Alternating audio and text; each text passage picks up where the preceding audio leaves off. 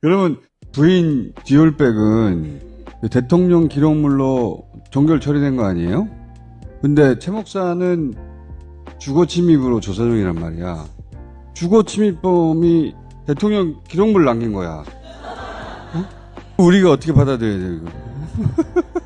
그분들, 그 내외부는 논리적으로 앞뒤가 맞고 이런 것이 전혀 중요하지 않아요. 그러니까 멤버 유지 논문에 대해서조차 말을 안 하잖아. 아니, 우리가 보통의 상식이라면 스스로 논문을 취소해달라고 요청하는 게 맞잖아요. 그러니까 우리가 가진 상식으로 그분들을 재단하지 말자고요. 그러니까 그거를 우리가 자꾸 의미를 찾으려고 그러고 어떤 논리적인 일관성을 발견하려고 애를 쓰니까 이해가 안 되는 거지. 왜 그렇게 자기 자신을 자꾸 해쳐? 그러다 보면 스트레스 받게 되고, 그 스트레스가 1급 발암물질이에요. 있는 그대로 현실로 받아들이면 돼요. 아, 국가기록물인가 보다. 주거침입을 했나 보다. 요즘 주거침입범은 대통령 기록물을 남기고 가나 보다. 천공을 어떻게 받아들여야 돼? 검사들이 전보로 많이 다녔대잖아요. 그런 일환이 있어요. 윤 대통령이 과거에도 용한 스님 없냐고 기자들한테 물어봤다는 얘기는 있으세요. 실제로.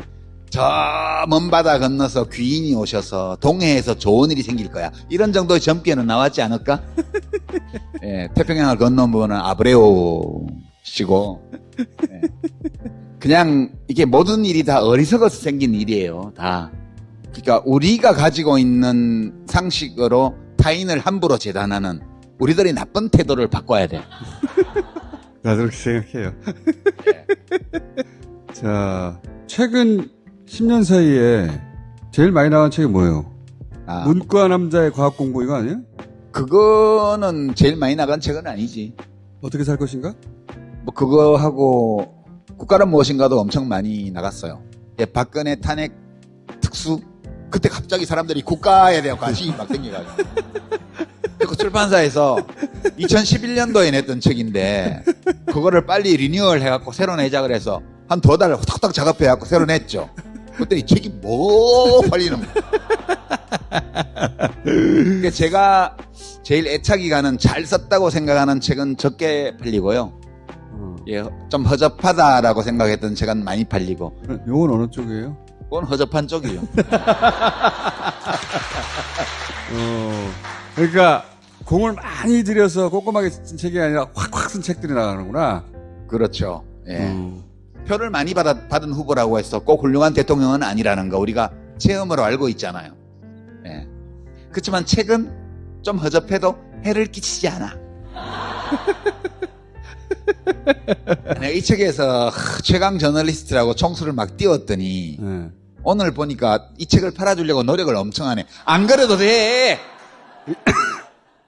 120페이지를 꼭 읽더라고요. 이제 출판사 분들 평으로는 언론 챕터 네. 거기가 제일 인상적이라고 얘기하더라고요. 120페이지가 있으니까. 언론에 관한 거. 예.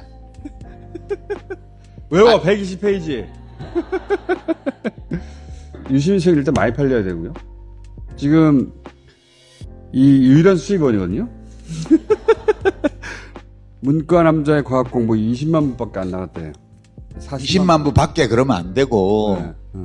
지금은 그 정도가 베스트셀러의 사이즈거든요. 요거는 40만 부. 네. 한 사람 앞에 3권씩 사도록 해요. 읽으라는 게 아니야.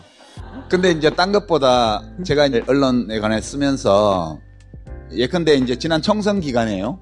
데일리안 같은 이 극우 매체라고 저는 생각을 하는데 뭐 어떤 여론조사 회사에 맨날 맡기잖아요. 매번 전국 선거를 할 때마다 여론조사를 엄청 발표를 했는데 늘 국힘당 계열 후보가 엄청 높게 나오는 조사를만 냈던 데잖아요. 그런 매체가 보도한 그 여론조사 결과도 엄청 인용을 하면서 여론조사 꽃은 정말 단 한 번도 인용을 안 했거든요. 이게 왜 그랬을까에 대한 생각을 써놓은 대목들도 있어요. 그러니까 김어준과 여론조사 꽃, 뭐 다스베이다, 뉴스공장 이런 데는 우리가 알던 오래된 저널리즘의 입장에서는 공공의적 1호로 취급하는 것 같아요. 공적 1호.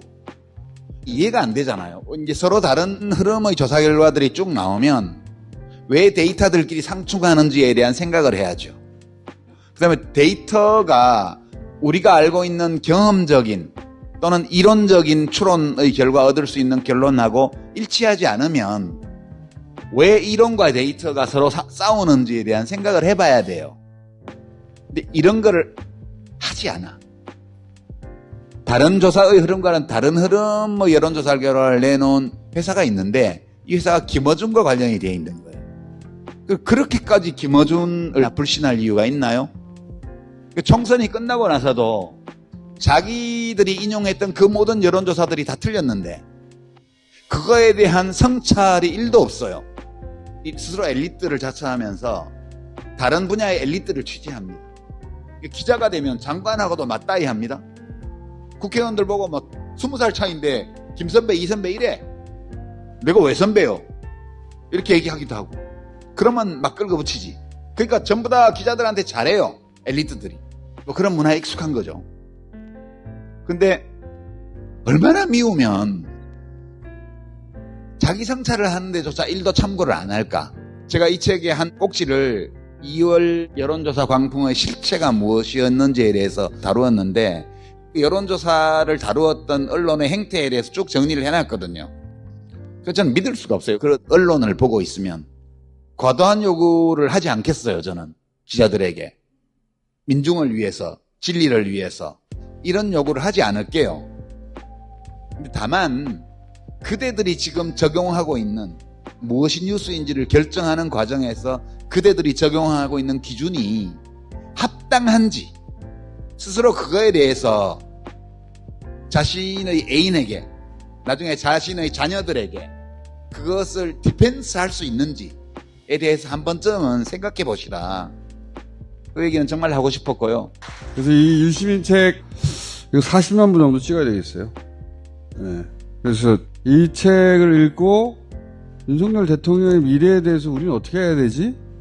그 얘기를 공개적으로 하길 바래요. 일상생활의 공간 안에서 저 대통령을 어떻게 해야 좋을지에 대해서 논의하자. 토론하자. 탄핵 얘기도 하자. 그리고 모든 의사결정은 국회에서 나중에 이루어지는 거기 때문에 그래서 여론조사 전화를 받자. 열심히. 탄핵에 찬성하냐고 물으면 적극 찬성한다고 대답하자. 여론조사는 자기 충족적 예언이 될 수가 있어요. 2월 여론조사의 광풍 그것이 자기 충족적 예언이 되면 야당이 지는 거예요. 그 선거가. 그걸 막으려고 했어요. 제가. 그걸 막으려고 여론조사 꽃을 만들었잖아. 왜 중요한 선거 때마다 1000명 중에 보수 표집이 400명씩 되는 그런 보수 쪽이 이기는 여론조사만 왜 그렇게 폭풍처럼 인용하면서 여론조사 보도를 쏟아내냐 하면 그 여론조사를 자기 충족적 예언으로 만들기 위해서 그러는 거예요. 그래서 진보 유권자들이 절망해가지고 뉴스도 안 보고 싶고 투표도 하기 싫고 이렇게 만드는 거예요. 그렇게 만들면 실제 여론조사처럼 선거 결과가 나올 수 있습니다. 그 총수가 지난 대선 때 그걸 느끼고 저도 느꼈지만 저는 여론조사 회사를 만들 생각은 못했어요. 총수가 여론조사 꽃을 만들었잖아. 그리고 장판교 싸움을 치러냈어요. 그걸 가지고. 언론은 인용을 안 했지만. 그래서 전화를 받자고요. 받아서 탄핵에 찬성한다고 얘기하자고요. 그 탄핵 찬성 여론을 70% 80% 만들자고요. 그러면 국힘당의 균열이 오게 돼 있어요. 우리도 여론조사를 자기 충족적 예언으로 만들어 봅시다. 그 출발이 이 책이 될 것 같아요. 그러니까 세 권씩 사라고.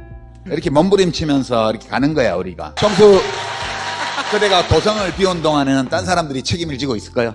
걱정하지 마시고.